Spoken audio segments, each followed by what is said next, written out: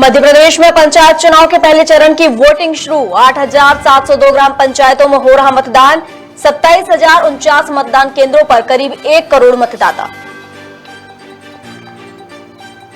महाराष्ट्र में गहराया सियासी संकट, खतरे में सीएम उद्धव की सरकार। आज राष्ट्रीय कार्यकारिणी की बैठक में हो सकता है अहम फैसला।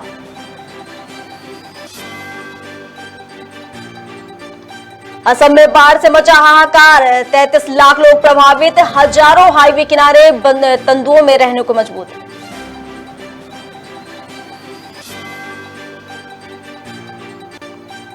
अनूपपुर में भाजपा प्रदेश अध्यक्ष वीडी शर्मा का आगमन। बागी कार्यकर्ताओं से सामंजस्य बैठाने में जुटे वीडी शर्मा। कार्यकर्ताओं के साथ निकाली बाइक रैली। और भोपाल के ग्राम पड़रिया में पुलिस ने दी दबिश। मौके से 7 शराबी तस्कर गिरफ्तार। आरोपियों से 220 लीटर मदिरा और लाहन बरामद। नमस्कार, खबर भारत देख रहे हैं आप। मैं हूं आपके साथ प्रियंका। चलिए बढ़ते हैं खबरों की ओर। मध्य प्रदेश में चुनाव में पंच से लेकर जिला पंचायत सदस्य बनने के लिए कैंडिडेट किस्मत आजमा रहे हैं। 27,049 मतदान केंद्रों पर 1 करोड़ 49 लाख वोटर मतदान करेंगे। सुबह 7 बजे से 115 जनपदों की कुल 8,702 ग्राम पंचायतों में वोटिंग शुरू हो गई है। वोटिंग दोपहर 3 बजे तक चलेगी। इसके बाद काउंटिंग शुरू हो जाएगी। मतदाता पंच, सरपंच, जनपद और जिला पंचायत सदस्यों के भाग्य का फैसला करेंगे। बता दें कि पंचायत चुनाव 3 चरण में हो रहे हैं। पहला चरण आज है, जबकि दूसरे चरण के लिए मतदान 1 जुलाई और तीसरे चरण के लिए 8 जुलाई को होगा।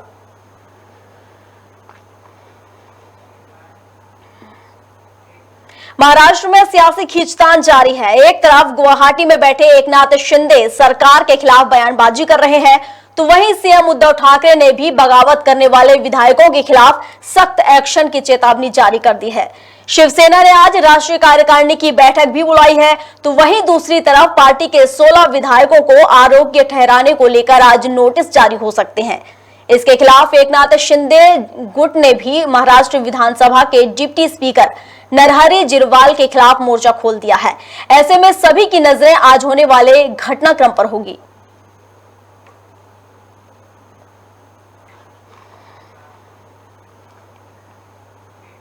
और अब अगली खबर मौसम से जुड़ी हुई। असम में भारी वर्षा और बाढ़ से स्थिति विकट बनी हुई है। राज्य के 28 जिलों के 33 लाख से ज्यादा लोग बाढ़ से प्रभावित हुए हैं। नागौन जिले के 155 गांव अभी भी डूबे हुए हैं। घरों में पानी घुसने से कई लोग हाईवे के किनारे तंबू लगाकर रहने को मजबूर हैं।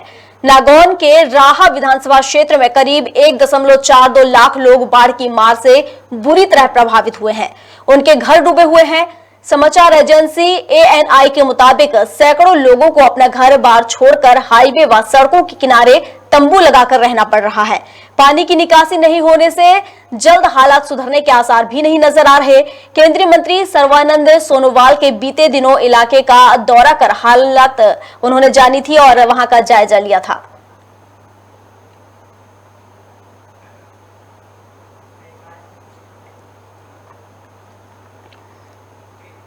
और अब अगली खबर निकाय चुनाव से जुड़ी हुई। नगरीय निकाय चुनाव को लेकर अनूपपुर जिले में भाजपा प्रदेश अध्यक्ष वीडी शर्मा का आगमन हुआ। इस दौरान खाद्य मंत्री बिसाहुलाल सिंह सहित भाजपा जिला अध्यक्ष पदाधिकारियों ने प्रदेश अध्यक्ष का स्वागत किया। अनूपपुर नगर पालिका अंतर्गत प्रत्येक वार्ड में वीडी शर्मा और कार्यकर्ता के पदाधिकारियों द्वारा बाइक रैली एवं रोड शो का आयोजन भी किया गया। वहीं अनूपपुर में कार्यकर्ता सम्मेलन में शामिल होने के बाद लोकल कार्यक्रम में शामिल हुए। इस दौरान वीडी शर्मा का कहना है कि पहले बागी कार्यकर्ताओं से सामंजस्य बैठाने का कार्य किया जाएगा। अगर बात नहीं बनती है तो पार्टी के संविधान में उसकी भी व्यवस्था है। परिषद के आज चुनाव में मैं अनूपपुर आया था। आज अनूपपुर नगर के अंदर जनता जनार्दन का, भारतीय जनता पार्टी के कार्यकर्ताओं का उत्साह देखकर मुझे तो बड़ा मन के अंदर प्रसन्नता हुई कि भारतीय जनता पार्टी को किस प्रकार से जनता जनार्दन का यहाँ समर्थन है। और यहाँ के नगर परिषद में भारतीय जनता पार्टी के विकास के मुद्दे पर माननीय प्रधानमंत्री और माननीय मुख्यमंत्री के गरीब कल्याण की योजनाओं के आधार पर और भारतीय जनता पार्टी के संगठन का तंत्र बूथ बूथ पर जो ताकत के साथ खड़ा है, और अनूपपुर के अंदर तो और हमारी ताकत है, तो प्रचंड बहुमत के साथ 15 के 15 वार्ड जीत करके भारतीय जनता पार्टी। और अब अगली खबर राजधानी भोपाल से, जहां पर ग्राम परडिया में पुलिस ने दबिश दी। पुलिस ने और अवैध रूप से बनाई जा रही शराब का पर्दाफाश किया है। पुलिस ने मामले में 7 आरोपियों को गिरफ्तार कर लिया है। साथ ही आरोपियों से पुलिस ने 220 लीटर भट्टी मदिरा और 850 किलोग्राम लाहन बरामद करते हुए मामला दर्ज कर लिया है और अब आगे की जांच चल रही है।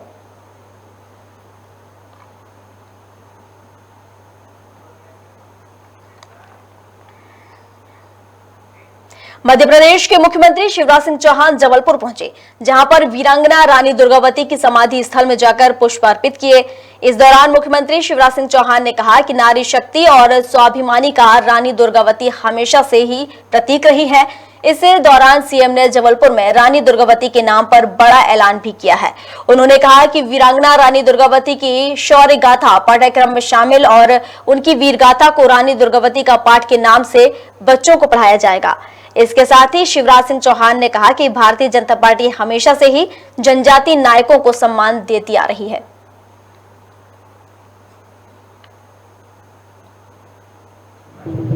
मित्रों, आज वीरांगना रानी दुर्गावती का बलिदान दिवस है, 458वां बलिदान दिवस। मैं अपनी ओर से और राज्य की 8.5 करोड़ जनता की ओर से उनके चरणों में श्रद्धा के सुमन अर्पित करने आया हूं। वीरांगना रानी, जिन्होंने अकबर की आधीनता स्वीकार नहीं की, अपने सेनापति और सेना के साथ पूरी वीरता से लड़ी रानी, और अंत में जब तीर गले में आके लगा तब किसी विधर्मी का हाथ उनके शरीर को ना छू पाए, इसलिए स्वयं अपनी तलवार अपने शरीर में भोंक के उन्होंने बलिदान दिया।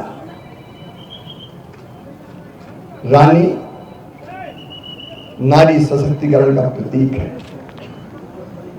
रानी स्वाभिमान। राज्य महिला आयोग के अध्यक्ष पद से शोभा ओझा ने इस्तीफा दे दिया है। उन्होंने इसकी घोषणा पहले ही कर दी थी। शोभा ओझा ने सरकार पर गंभीर आरोप लगाए हैं। शोभा ओझा ने मुख्यमंत्री शिवराज सिंह चौहान को भेजे गए इस्तीफे में लिखा है कि आपकी सरकार ने राज्य महिला आयोग की संवैधानिक रूप से गठित कार्यकारिणी को भंग करने का प्रयास कर उसे न्यायालयीन प्रक्रिया में उलझाकर हजारों महिलाओं को न्याय से वंचित करने का अन्यायपूर्ण कार्य किया है। इस पर अपनी प्रतिक्रिया देते हुए प्रदेश कांग्रेस कमेटी मीडिया विभाग के उपाध्यक्ष अब्बास हफीज ने कहा कि महिला सशक्तिकरण की बात करने वाली भारतीय जनता पार्टी की कथनी और करनी में अंतर है। महिलाओं को प्रदेश में न्याय नहीं मिल पा रहा है। शोभा ओझा ने मजबूर होकर अपने पद से इस्तीफा दिया है। देखिए, शोभा ओझा जी ने बहुत कोशिश करी कि महिला अपराध जिस तरह से बढ़ रहा है, महिलाओं पर अत्याचार बढ़ रहा है, महिला आयोग का संचालन हो सके। लेकिन भारतीय जनता पार्टी की सरकार है, हर चीज राजनीतिक चश्मे से देखती है। ऑफिसों में ताले डाले गए, कमरों के तालों की चाबियां नहीं गईं, स्टाफ से साफ तौर के ऊपर कह दिया, कोऑपरेट ही नहीं किया स्टाफ ने वहां पर। और बहुत प्रयासों के बाद जब सारी चीजें दिखने लगी सामने कि भारतीय जनता पार्टी अब काम नहीं करने देगी इनकी सरकार का में रहकर आयोगों को, तो शोभा ओझा जी की मजबूरी ये बनी कि उन्हें इस्तीफा देना पड़ा, ताकि अब वो संघर्ष जो है जमीन के ऊपर करें महिलाओं के लिए और महिलाओं के सम्मान के लिए। लेकिन भारतीय जनता पार्टी की सरकार को यह सोचना होगा कि माननीय कमलनाथ जी जैसा कहते हैं कि कल के बाद परसों भी आता है, तो ऐसे हालात के बाद वो खुद समझें कि आगे क्या होगा। हम जब आएंगे सत्ता में दोबारा तो महिला सम्मान की लड़ाई और महिलाओं की सुरक्षा के लिए आयोगों का सुचारू रूप से चलाने का काम करेंगे।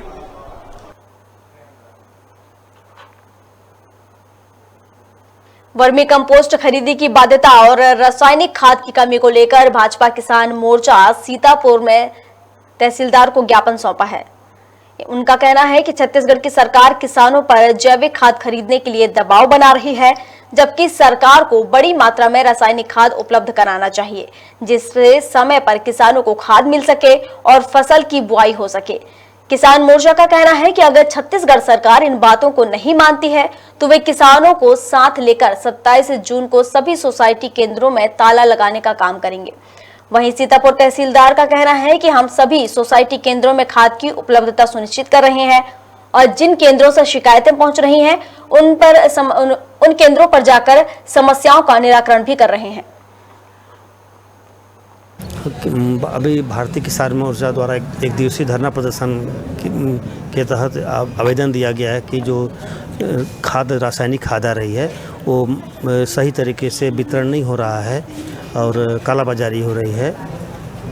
इस संबंध में इनके द्वारा ज्ञापन दिया गया कि यदि कार्रवाई नहीं होती तो हम धरना प्रदर्शन करेंगे, तालाबंदी करेंगे। इनकी मांगों को पूरा किया जा रहा है एवं उपलब्धता के आधार पर सभी सोसाइटियों में जितना धान है उस पर राजस्व प्रशासन की निगरानी के तहत दिया जा रहा है और संभवतः रेक अभी नहीं आया है, रेक आते ही और उपलब्ध करा दिया जाएगा। प्रशासन की तरफ से चुस्त कार्रवाई की जा रही है और छापेमारी की भी कार्रवाई की जा रही है जहां ऐसी सूचना मिल रही है। भाजपा प्रदेश अध्यक्ष विष्णुदत्त शर्मा चुनावी प्रचार के लिए सिंगरौली पहुंचे, जहां उनके साथ संगठन के महामंत्री हितानंद शर्मा और कैबिनेट मंत्री ब्रजेंद्र प्रताप सिंह भी मौजूद रहे।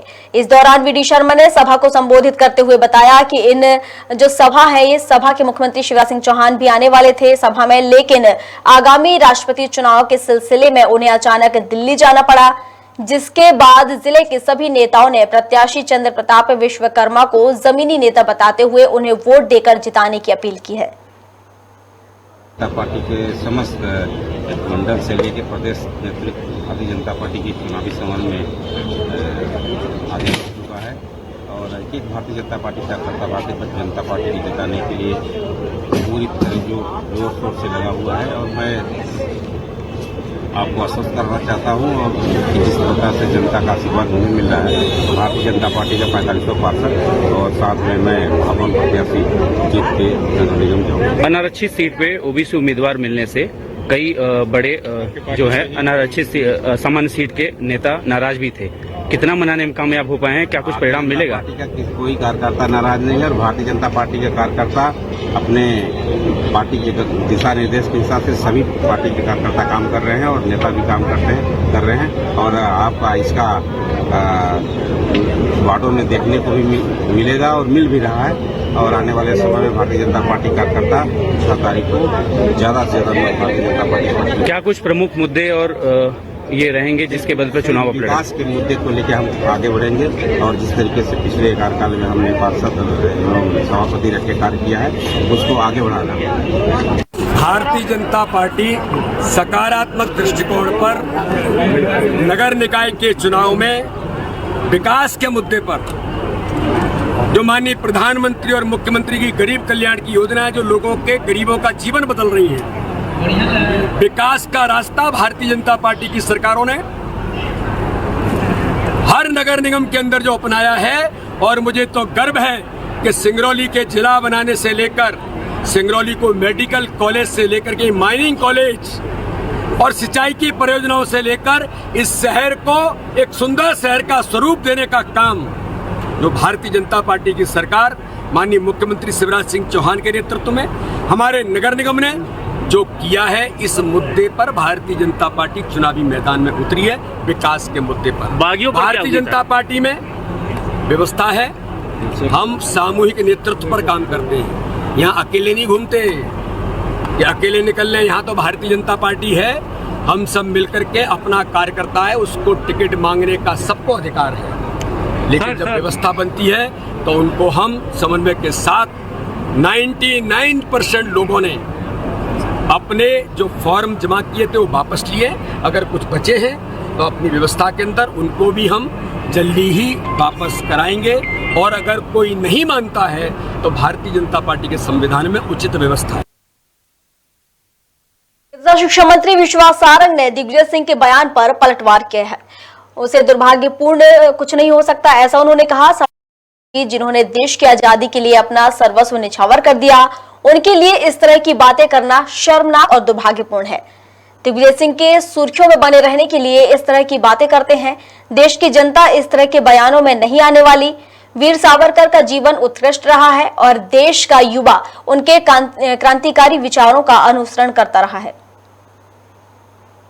देखिए, इससे ज्यादा दुर्भाग्यपूर्ण कुछ नहीं होगा। वो क्रांतिकारी जिन्होंने इस देश के लिए अपना देश की आज़ादी के लिए अपना सर्वस्व न्यौछावर किया, वो सावरकर जी के बारे में इस तरह की बातें करना शर्मनाक ही नहीं है, दुर्भाग्यपूर्ण भी है।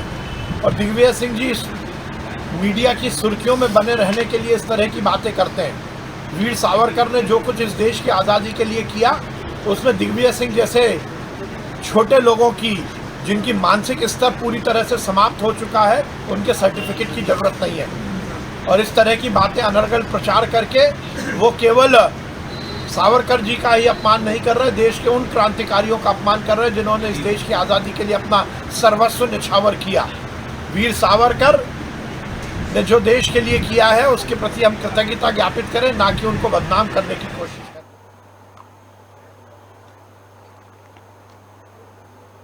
त्रिस्तरीय पंचायत चुनाव के चलते बागली विकास खंड में 25 जून यानी कि आज प्रथम चरण का मतदान हो रहा है। इसी सिलसिले में शासकीय उत्कृष्ट विद्यालय में मतदान संपन्न कराने के लिए जो तैयारियां थी वो पूरी कर ली गई थी। कल ही सभी सेक्टर प्रभारियों की बैठक ली गई थी और चुनाव संपन्न कराने वाले सभी कर्मचारियों को मतदान केंद्रों के लिए रवाना भी कर दिया गया था। यहाँ पर 344 मतदान केंद्रों पर मतदान हो रहा है।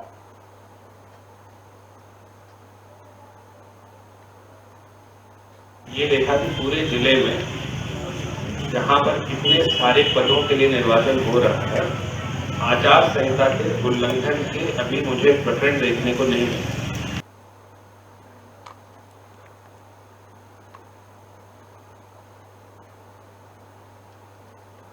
और अब अगली खबर बिलासपुर से, जहां पर बिलासपुर रेंज में नशे से आजादी पखवाड़ा अभियान चलाया गया, जिसके तहत बिलासपुर रेंज के सभी जिलों में नशे के विरुद्ध कार्रवाई करते हुए जिले से नशीले पदार्थ जब्त किए गए और उनका नष्टीकरण किया गया। बता दें कि नष्टीकरण के दौरान जलाए गए गांजे से लगभग 5 MW बिजली का उत्पादन किया गया, 5 मेगावाट बिजली का उत्पादन किया गया।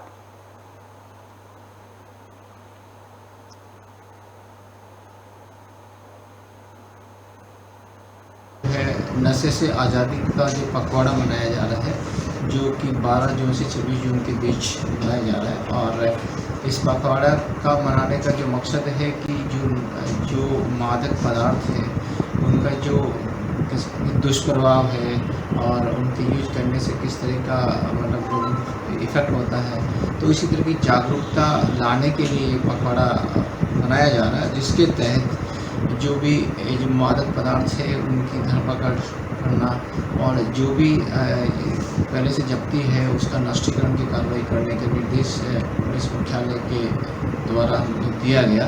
और उसी के तहत हमने जो बिलासपुर रेंज के 6 जिलों के 553 प्रकरणों में 12 टन और 767 kg जो गांजा है उसको आज जो सुधा बायो पावर जो है वहाँ पर इसको जलाया गया, मतलब उस प्लांट में इसका यूज किया गया।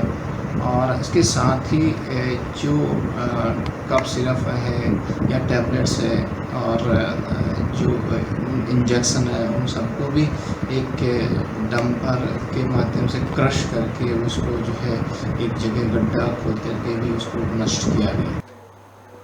छिंदवाड़ा के जिला अध्यक्ष विवेक बंटी साहू ने बताया कि मध्य प्रदेश के मुख्यमंत्री शिवराज सिंह चौहान कल छिंदवाड़ा पहुंचेंगे, जहां वे महापौर अनंत धुर्वे और पार्षदों के लिए आम सभा को संबोधित करेंगे। कार्यक्रम में बड़ी संख्या में भाजपा कार्यकर्ता और बड़ी संख्या में जनमान्य नागरिक उपस्थित रहे।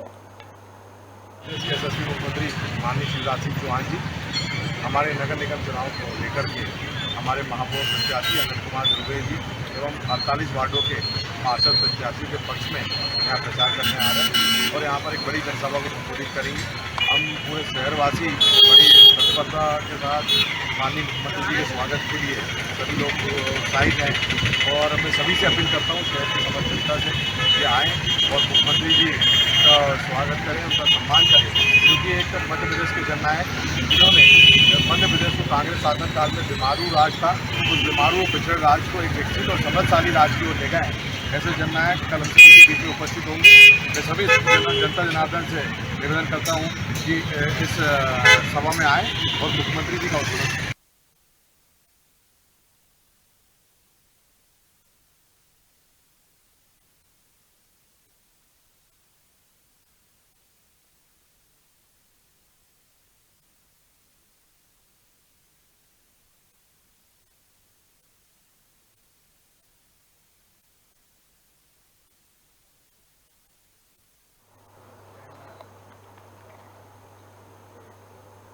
गब्बर सिंह मीणा जिला पंचायत सदस्य वार्ड 1 से प्रत्याशी हैं, जिनका चुनाव चिन्ह 2 पत्ती है। वे मानते हैं कि बिजली, नाली, पानी, सड़कें, इन सभी समस्याओं से कई सालों से लोग जूझ रहे हैं। कई लोगों के पास मकान नहीं है तो कई गांव अशिक्षित हैं। हालांकि कई सालों से गब्बर सिंह ने गांवों में निःशुल्क शिक्षा की व्यवस्था करवा रखी है, लेकिन उनका मानना है कि अगर जनता उन्हें चुनती है तो उनकी कोशिश सभी लोगों को फ्री शिक्षा और स्वास्थ्य उपलब्ध करवाने की रहेगी।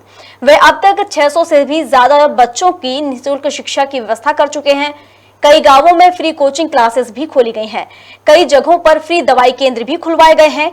उनको एक तरफा समर्थन करने वाले लोगों में से एक डॉक्टर विनोद अहिरबार ने बताया कि किस तरह से गब्बर सिंह मीणा ने लोगों का भला किया है। वार्ड क्रमांक 1 में जितने भी गांव आते हैं वहां से ST, SC, OBC वर्ग के जो लोग हैं उनको सपोर्ट कर रहे हैं। लोग उनके व्यक्तित्व, काम और उनके द्वारा किए जा रहे पहल से प्रभावित हैं। हमें उम्मीद है कि जनता उन्हें जरूर चुनेगी और सेवा का अवसर जरूर देगी। वार्ड नंबर 1 से चुनाव चिन्ह 2 पत्ती है। क्षेत्र में जब हम घूम रहे हैं तो रोड, लाइट, नाली, पानी, सड़कें, इन सभी चीजों की बहुत समस्या है। लोगों के पास मकान नहीं है। कई गांव तो ऐसे हैं कि जो बिल्कुल ही अशिक्षित हैं और बिना बने ही मैं 3-4 साल से काम कर रहा हूं। कई गांवों में फ्री कोचिंग क्लासेस खोली है। बुजुर्गों का, महिलाओं का सम्मान समारोह भी रखा है। फ्री दवाई कैंप भी लगवाए हैं कई जगहों पे। तो मेरा उद्देश्य यही है कि अच्छी से अच्छी सुविधा इन लोगों को मिले और आगे बनने के बाद इससे भी बढ़ चढ़ के शिक्षा, स्वास्थ्य ये फ्री रहे। सबसे पहले तो जो गरीब वर्ग के लोग हैं उनके बच्चों को शिक्षा, ताकि शिक्षा मिलेगी तो उनके लिए आगे रोजगार भी खुलेगा। तो मेरी प्राथमिकता सबसे पहले शिक्षा और स्वास्थ्य के ऊपर है। कम से कम आज की कंडीशन में 500-700 बच्चे ऐसे हैं जिनको निःशुल्क शिक्षा मिल रही है। हमारा रायपुर में है, रातीगढ़ में है और राताताल में एक चल रहा है। ऐसे 3-4 स्कूल फ्री कोचिंग क्लासेस चल रही है। देवपुर शाहपुर गांव है। देवपुर शाहपुर के आजू बाजू के कई क्षेत्रों से आए थे, कम से कम 10-15 गांव के बुजुर्ग जो थे, तो उनका सम्मान भी करा एक मंच पे लाके। और मेरे देखा देखी कई लोगों ने और भी सम्मान करा उनका। तो कम से कम बुजुर्गों का सम्मान होता रहेगा।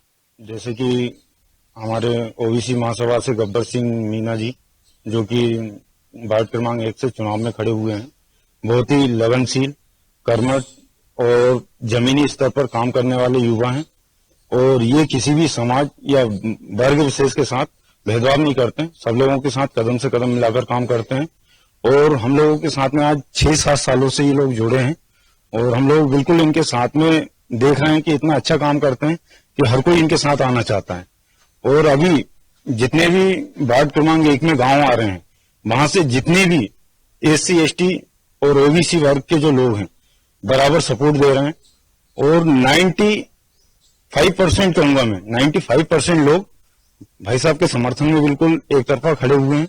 और हमें उम्मीद है कि भाई साहब अगर मौका मिलता है तो विकास की एक आधारशिला खड़ी करेंगे, जो कि मतलब देखने लायक होगी। और भाई साहब का उद्देश्य यही है कि एक बार जनता उनको मौका दे, एक बार का मौका दे के जनता अपना वोट, अमूल्य वोट देकर भाई साहब को लेकर आए और भाई साहब अच्छे से अच्छा काम करके दिखाएंगे। ये हमें भी उम्मीद है और हमने देखा भी ये 5 से 6 सालों में बहुत अच्छा काम किया। भाई साहब का काम सराहनीय है। कई जगह उन्होंने कैंप लगवाए, समाज सेवा के कार्य किए हैं और स्वास्थ्य कैंप को चुनाव के पहले भी लगवाते रहे हैं वो लोग। और कई लोगों को रोजगार भी दिलवाए हैं प्राइवेट सेक्टर में। गवर्नमेंट में तो अब ऐसा है कि सब ऑनलाइन है, बाकी प्राइवेट सेक्टर में कहीं ना कहीं किसी को जरूरत रहती है तो कहीं ना कहीं लगवा ही देते हैं। जहां तक उनकी उम्मीद रहती है, हॉस्पिटल है या फिर कहीं भी जहां उन्हें उचित लगता है कंपनी वगैरह में, तो बराबर मदद करते हैं। और जो उनके पास आता है आदमी, मैं तो इतने दिनों से देख रहा हूँ, निराश होकर नहीं लौटता, कहीं ना कहीं मदद करते हैं।